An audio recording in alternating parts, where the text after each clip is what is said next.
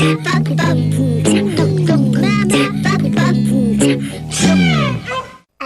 allez, une histoire. Il était une fois. Bonjour à tous, bonjour chers petits amis. Aujourd'hui, une histoire inspirée du livre de Léanne Rive. Faites un vœu pour renverser le cours des choses, comme à Pourim. Une histoire qui aurait pu se dérouler n'importe où avec n'importe qui. Mais voici l'histoire de Marie et de Ruth. Marie raconte « Je n'oublierai jamais le jour où ma mère me força à aller à une fête d'anniversaire. J'étais dans la classe de Madame Black au Texas et je ramenais à la maison une invitation légèrement tachée de beurre ou plutôt d'huile. On dirait de l'huile de beignet. Ah non, je n'y vais pas. Ah non, c'est une nouvelle élève qui s'appelle Ruth. Elle a invité toute la classe, les 36 élèves de notre classe. Tu te rends compte? Je crois qu'elle est juive, mais ça, je m'en fiche. Mais je n'irai pas à sa fête d'anniversaire de Pourim. Je n'irai pas car ni Bérénice ni Pat ne vont à cette fête. C'est tout. En examinant l'invitation faite à la main, ma mère, bizarrement, eut l'air triste. Et oui, Pourim lui rappelait plein d'événements heureux. Les déguisements, les beignets, les chants, le renversement. Et elle dit à sa fille « Bon, tu vas y aller, un point c'est tout. J'irai lui acheter un petit cadeau demain. Et tu iras. » Je n'arrivais pas à y croire.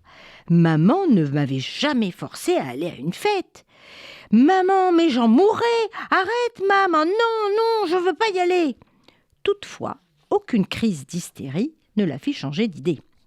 Le dimanche matin, « Allez, debout, emballe le joli présent que j'ai acheté.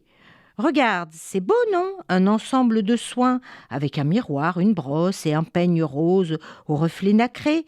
Je suis certaine que cela va lui plaire. C'est nul. » Maman me conduisit chez Ruth, dans sa Ford jaune et blanche.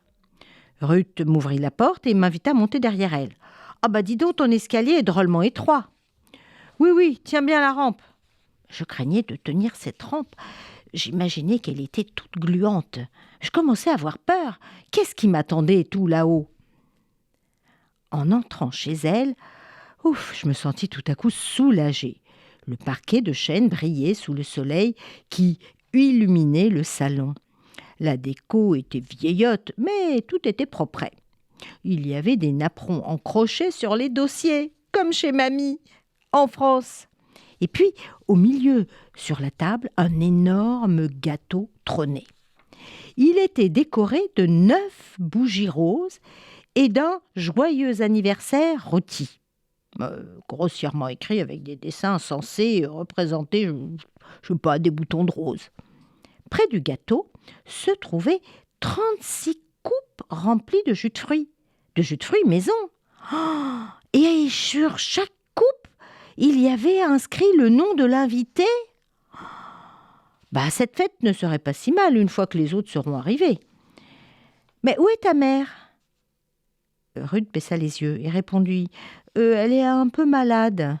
Oh, je suis désolée. Et ton père? Mon père est parti. Parti? Quoi? Parti? Mais oui. Puis le silence tomba. On entendait tout de même quelques toussotements qui nous parvenaient à travers une porte fermée. Oui, c'est maman, elle n'est pas très bien, elle tousse beaucoup depuis longtemps. Une quinzaine de minutes s'écoulèrent, puis d'autres et d'autres. Pas un bruit, pas un mouvement. Soudain, je me rendis compte d'une chose terrible.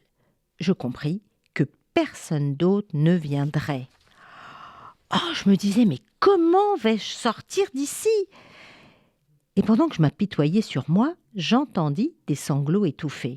Je levai les yeux et vis Ruth, le visage ruisselant de larmes. Et je me surpris à lui dire immédiatement « Oh, Ruthie !» Et mon cœur de petite fille de 8 ans se prit de sympathie pour elle. Et j'étais remplie de rage pour ces 35 camarades de classe, du méchant des minables. Puis je pensais que moi aussi, je ne serais pas venue si maman ne m'y avait obligée. Tout à coup, je dis bien fort « Mais qui a besoin d'eux ?» Et Ruth était étonnée, et elle fut d'une extrême excitation. Imaginez la scène, 2 petites filles seulement, avec un énorme gâteau à 3 étages, 36 coupe de jus de fruits, de la glace, des litres de limonade, 3 douzaines de chapeaux, des flûtes, des serpentins, des jeux, des surprises à gagner, et nous commençâmes par le gâteau. Comme nous ne trouvions pas d'allumettes et que Ruthie ne voulait pas déranger sa maman, nous fîmes semblant d'allumer les bougies. Et je chantais « Joyeux anniversaire !»« Allez, allez, fais un vœu !» Ruthie fit un vœu et souffla les bougies. Elle souhaitait la guérison de sa maman et elle souhaitait d'être entourée de nouveaux amis. Quand tout à coup ma mère klaxonnait. « Ah, déjà ? Mais comme c'est passé vite !» Je suis contente d'être devenue et de t'avoir davantage connue. Juive ou pas juive, nouvelle ou pas nouvelle, avec les copines ou sans les copines, je suis contente. Et Marie embrassa sa nouvelle amie, qui elle-même était bouleversée par cette chaleureuse étreinte. En descendant, je débordais de joie. J'étais devenue un vrai moulin à parole. Les yeux de maman brillaient. « Mam, je suis si contente de cet anniversaire. J'ai gagné tous les jeux. » Bon, en fait, Ruth en a gagné un, mais c'est comme si... Tu sais, maman, elle est vraiment formidable, Ruthie, et elle est si courageuse. Maman, elle a adoré l'ensemble que tu lui as acheté. Tu sais, je suis la seule qui soit allée à son anniversaire, la seule de toute la classe.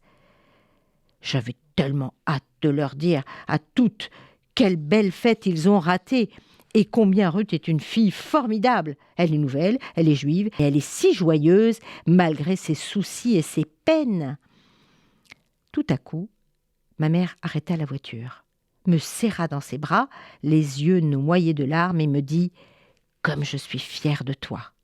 Chers petits auditeurs, écoutez bien, une seule personne peut changer le cours de votre vie. La maman de Marie, ou comme la mienne, ou comme la vôtre, ou comme la reine Esther, qui changea le cours de la vie en sauvant tous les Juifs de la mort. Faites le vœu de rencontrer une bonne personne qui vous aide à être heureux, et bonne fête de Pourim.